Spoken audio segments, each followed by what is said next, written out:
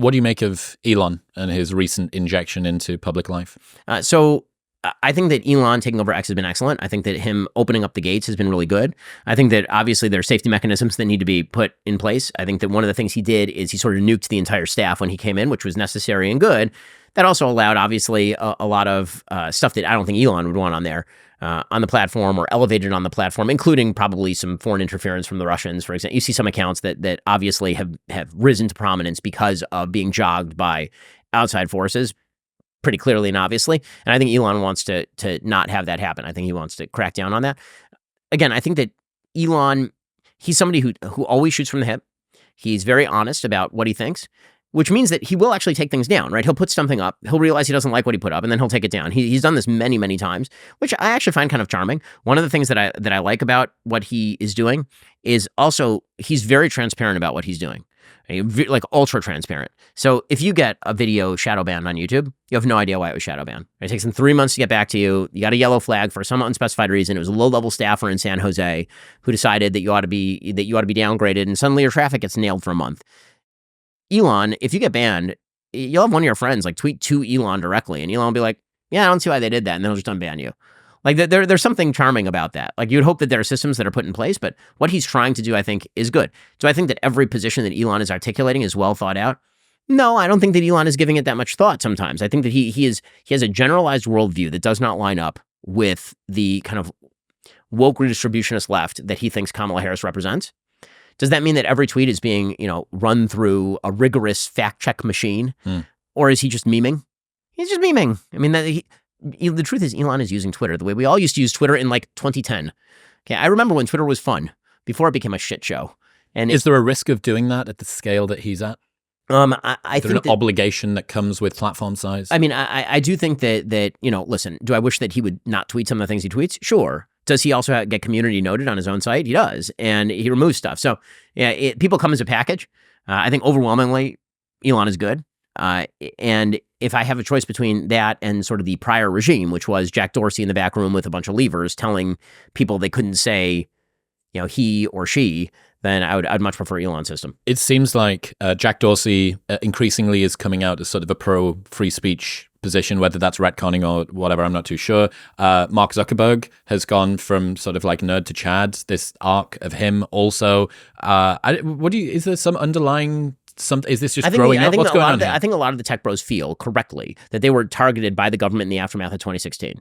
So after Trump won, but remember, before 2016, social media was going to save all of us. Before 2016, Twitter was a good, Facebook was a good. All these places were great. And then Hillary lost. And the left, because of that mythical, story that we told earlier, they could not believe that Hillary lost. So there had to be another reason that she lost. It couldn't be that she was a terrible candidate who ran a shit campaign. It had to be that she was jobbed by the Russians and Facebook. And so all the pressure was brought to bear on social media. Dianne Feinstein calling Zuckerberg in front of Congress and saying, if you don't regulate yourself, we're going to regulate you. And I think that Zuckerberg and a lot of these other social media heads, after expressing support for free speech, I mean, Zuck did a speech in 2019 that was really good at Georgetown about free speech, like really good. I remember playing parts of it on my show. And then by 2020, because of all of the government pressure around BLM and COVID and all of that, he basically shut off news on Facebook almost entirely. And I think that's not been salutary for the American public discourse. I think actually the loss of Facebook in terms of news distribution has been really bad. Forget about for businesses like mine, which, obviously this is self-serving. I would love to be able to distribute more news on Facebook. But I think that it's been bad for the national discourse because Facebook was kind of normie central. Right? Facebook is like your grandma was on Facebook, and everybody on Facebook has a name and has a picture, and they're actual humans. And so you had a broader panoply of humanity.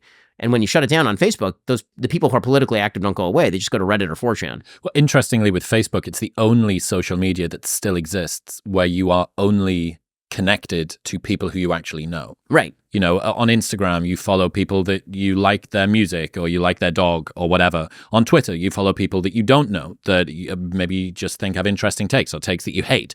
But on Facebook, apart from the fan pages side, most of the other people that you're connected with are people who you actually know from your own life. And there's still yet to be a replacement for that, for the social networking. I totally agree. And I think that, because of that, there's a natural kind of social fabric that exists more at Facebook than some of these other social media sites. I also think that, listen, again, self-serving. I have a lot of followers on Facebook, and it's not a good thing that all the people who follow me have just seen my content disappear over the course of the last 4 years. Like, if you click follow on a thing, you should be able to see the updates when they Your pop reach up. has declined 90%.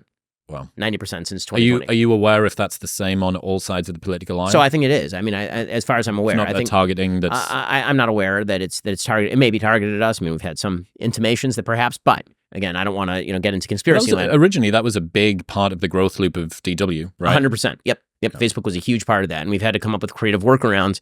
That's sort of the nature of business. In 2019, What is the thrust of platform now? YouTube? Well, I mean, actually, we're more and more directing people to our home platform, right? We have more people who are watching on app. Mm-hmm. We have a lot of people, our subscribers generally tend to watch, we have 1 million paid subscribers. So we tend to have, a lot of those people watching on app. And those numbers don't even get attributed to our advertisers. So we have hundreds of thousands of people who watch my show on app. And surely that's without mid-roll ads, though. Meaning that the embedded ads. Yes. Right. Yeah. Yes. Right. They're no like YouTube ads or anything, but like they're embedded ads. Birch Gold's still in on the app. Actually, I don't believe so. I think for our subscribers, watching ad free. They watch ad free. Interesting. So at some point, we could see, maybe there'll be a lower tier, like Netflix. It'll be like a lower tier, and you get exposed to a few ads from Birch Gold. Yeah. Do you think that we've passed peak woke? Yes. I do think that we've passed peak woke. I think that corporations have decided that it's not profitable. I think that booming economies that are inflated have a lot of money to expend, and you can experiment on a bunch of stupid bullshit. And so I think that a lot of people were like, we can do woke, we can do DEI, we can do all of it. And look, our bottom line keeps growing, and that's probably because of DEI. And then it turns out that, when you got to tighten the belt a little bit, the first person to go is your diversity and equity and inclusion officer. And so I think that there's some of that in the corporate world. The right obviously has gotten much more mobilized. People like Chris Rufo and Robbie Starbuck have been doing good jobs sort of mobilizing people against this sort of stuff at their corporations and from, various businesses. All that I think is good. And frankly, I think that 2020 was so exhausting for everybody, like so exhausting. I think people don't even recognize that we're still exhausted from 2020. Like it's 2024 and we've all blocked out of our memories how bad 2020 was. 2020 was horrible. I mean, between BLM and COVID, it was a terrible year for a huge number of people. Real 1-2 punch. Oh my God. It was, I mean, it drove us from California. And so like I think for a lot of people, we're still living in the aftermath of that. And we're like, we don't want to remember anything that has to do with it. So if you're going to tell me about like how America's racist and horrible, like I just don't want to hear it. And by the way, you're seeing Kamala smartly avoid this, right? Like this is the one smart part of her campaign is that she'll get asked about race and she'll try and brush it away in a way that Obama certainly would not have in 2012. I imagine that even for people who were and still are in support of everything that happened during 2020, there's still this lingering fatigue of that. Again, I think that the American people long for stability and normalcy. And that's why I think you see a lot of people like my family that moved from a blue state that did not feel like stable or normal to Florida, where it does feel pretty stable and pretty normal. Are you worried, DW and your platform have been built on lots of things, but one of them has been in response to crazy stories from the left. If we've passed peak woke, that creates both a vacuum of stuff to react to and also less of a revolutionary guard feel if more people agree that it is crazy what you're doing. Is that something that everyone's cognizant of, that Matt Walsh can't just do here's another TikTok React montage if there's less of that to react to? So I think it'll be a different thing that we're reacting to, and I think it'll be a more serious thing that we're reacting to. I think we're past peak woke, but I don't think that we're past, peak. I'm searching for a term for it. I would say peak Fanonism. I think that Frantz Fanon, the author of Wretched of the Earth, this kind of this idea that there were the colonially oppressed and then there are the oppressors. The oppressed matrix. That's not going away. I think the oppressor-oppressed matrix is here to stay. I think that it was being sort of forced through the prism of race and sex. I think that prism is starting to collapse a little bit because I think that it's so tiring. It turns out that men and women actually, I think, don't generally want to be at war with one another. And eventually it turns out that they kind of like one another. And it turns out that, as racially divisive as the past period has been, I think most Americans kind of want to just be left alone and treat each other decently. But I do think that there are class divides. There are divides in terms of what Kierkegaard called ressentiment, the kind of jealousy and resentment that are going to come to the fore again. You're seeing it in terms of foreign policy. It's leading to, I think the great divide that's to come is between groups that I've called the lions and groups that I've called the scavengers. And that's true economically, it's true societally. Like, lions are people who want to produce, who want to defend, who want to be part of a cohesive society while having individual freedom to pursue success. And then there are people who just want to tear those people down. And they've been living off kind of the spoils of the innovators and the people who are entrepreneurial and the people who want to build. And then there are people who just are happy to just tear away at that. And I don't think that that necessarily lines up completely right to left. I think there are some people on the right who are sort of in jealousy and resentment mode. And you see some of that. And I think that, it's largely relegated. It's a very big movement on the left. It's always been sort of a class movement on the left, which always fits weirdly awkwardly in the United States, which is not a class-based society. It's always, whenever people say, I'm fighting for the middle class in America, I always think like, who? And the reason I say that is because virtually a huge percentage of the American population will spend some time in the middle class. Right? Everybody who's rich was once middle class in the United States. And a huge number of people who were once poor are now in the middle class. It's not like Britain in 1890, where like where you were born is kind of where you stay. And if you're very lucky, you enter the merchant class and you become, nouveau riche or something. It's not like that in the United States. Like, this has always been the magic of the U.S. is that you can start off dirt poor and you can finish off super rich. And, so I think that it maps awkwardly, but the innate kind of jealousy of man, the oldest story that the two oldest stories are Adam and Eve and Cain and Abel.